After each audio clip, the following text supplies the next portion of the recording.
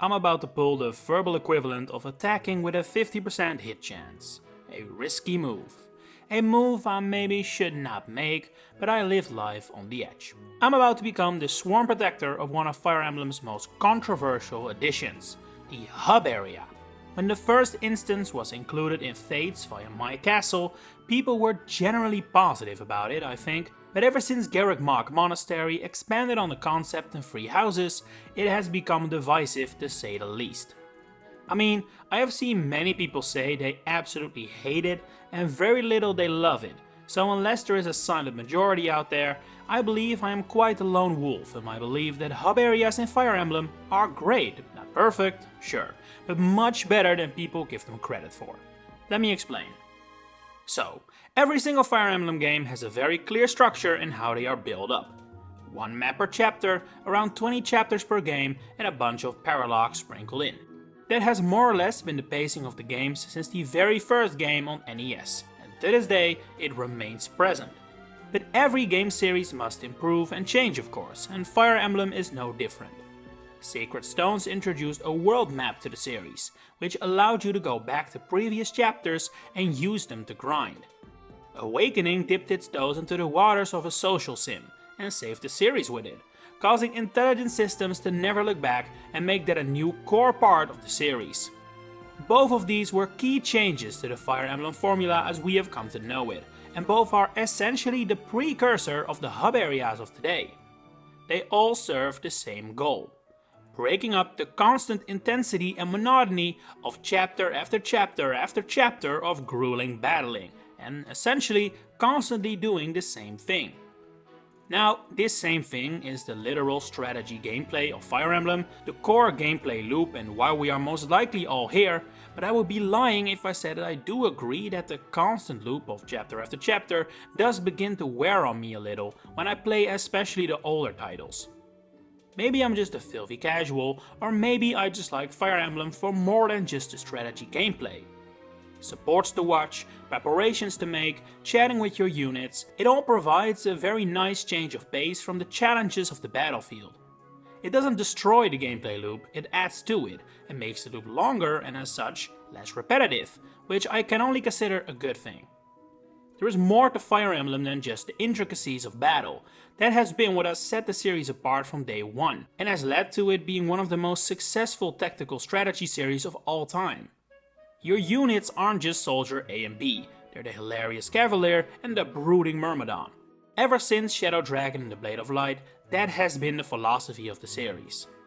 Sure, at first it was to support the permadeath mechanic, and actually make you feel like you lost a friend when one fell in battle.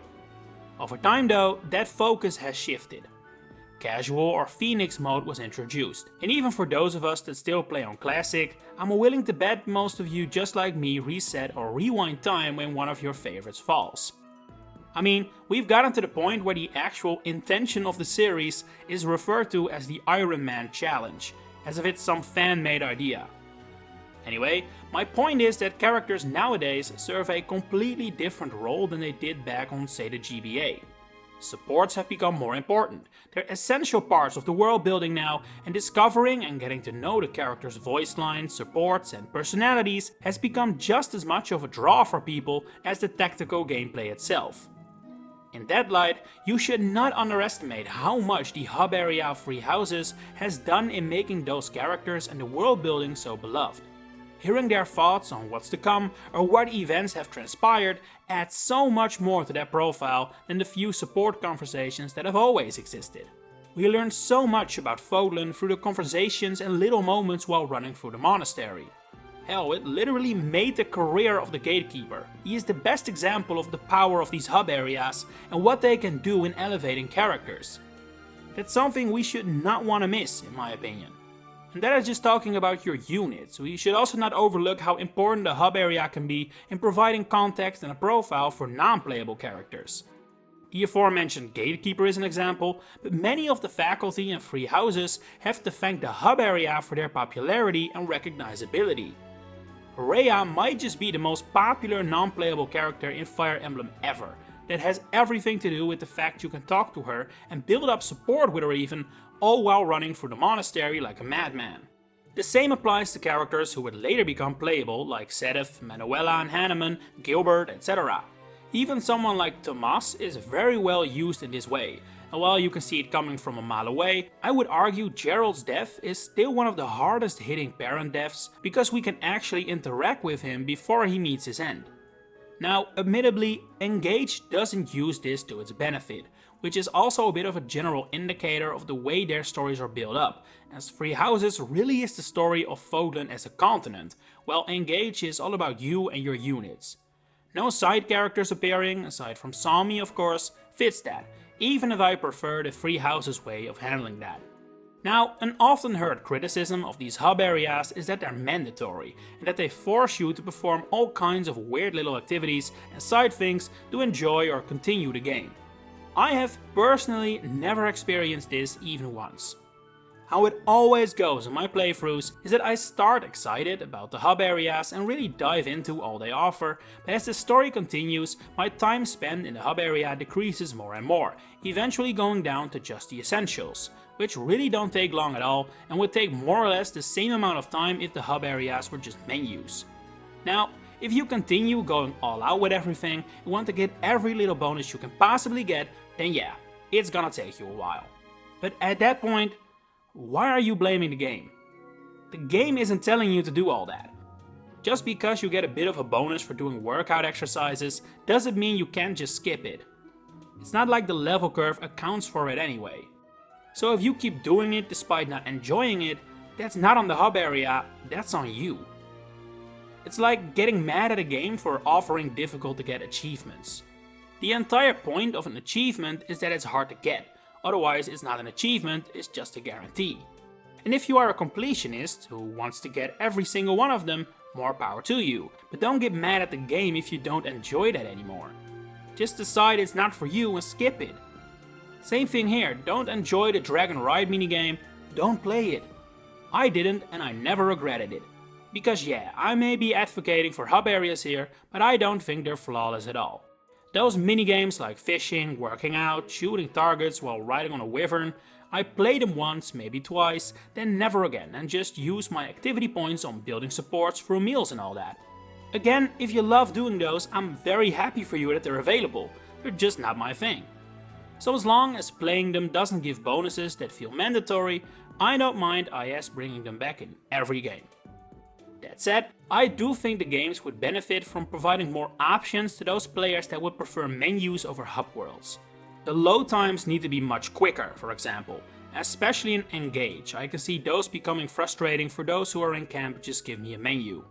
Fortunately, the next Fire Emblem game will probably be on Switch 2, which will definitely help in this area if the rumored specs are to be believed. Another way to help mitigate some problems with hub areas, for example in repeated playthroughs where benefits like dialogue and supports lose their power, is offering something through New Game Plus that could help speed things up. I'm thinking something like an auto setting, or maybe something that remembers what you did during your first playthrough with your activity points and allows you to automatically do that again. Which could for example help a ton for repeating the monastery phase on a new route. Just a bit of spitballing, I'm not sure how feasible this is, so it's hard to come up with concrete ideas, but I feel like something could be done using New Game Plus to acknowledge you have done most things in the hub area already. In general, I feel like hub areas could benefit from looking at how Free Hopes did it. It isn't perfect either, I would say. Free Hopes would have benefited from a nicer environment and more ways to build supports, for example, but in terms of the actual functions of a hub area, it's actually better than the ones we've seen in the main games. It takes a bit more from my castle and why that was relatively beloved, and overall was just a bit easier to use as a menu instead of a hub world if you so choose.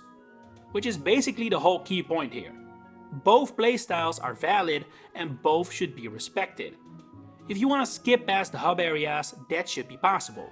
If you want to deep dive into them, you should have the opportunity to do so and be fairly rewarded for your extra dedication. It all depends on playstyles, how exactly you'll interact and what you'll get out of hub areas.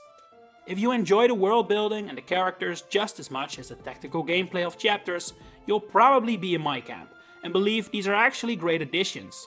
But if you're more of the classic school, I guess I could say, you might find them intrusive and annoying to your preferred playstyle. And hey, that's a fair opinion and I hope future games lessen that annoyance for you. But don't go around saying hub areas don't belong in Fire Emblem, or that they destroy the gameplay loop as it is supposed to be. What Fire Emblem is today is a very logical progression from what it has always been, and people who enjoy the social sim aspects of the series are just as valid as those who enjoy the tactical strategy. The benefits of hub areas are reaped by everyone. Don't forget that. But yeah, that's about all I have to say about this topic. What do you think of hub areas in Fire Emblem? Let me know in the comments below. If you enjoyed this video, please consider giving it a like and subscribing to the channel to stay updated on all my future Fire Emblem content coming up. For now, thanks for watching and enjoy the rest of your day.